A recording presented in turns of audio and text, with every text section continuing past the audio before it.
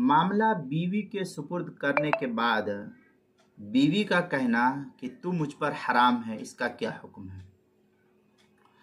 چنانچہ ایک شخص نے بیوی سے کہا تیرا معاملہ تیرے سپرد ہے۔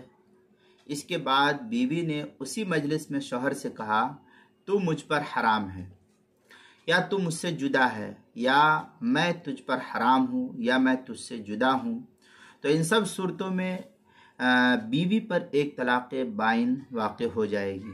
اب بغیر نکاح جدید کے ان دونوں میں ازدواجی رشتہ قائم نہیں ہو سکتا۔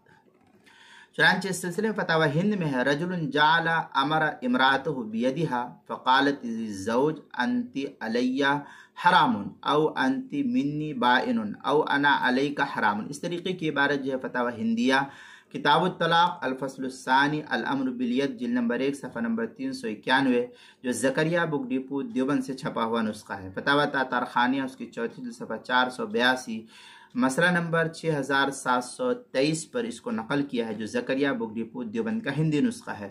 کتاب المسائل اس کی 5ویں جلد صفحہ 239 پر بھی اس کو نقل کیا گیا ہے۔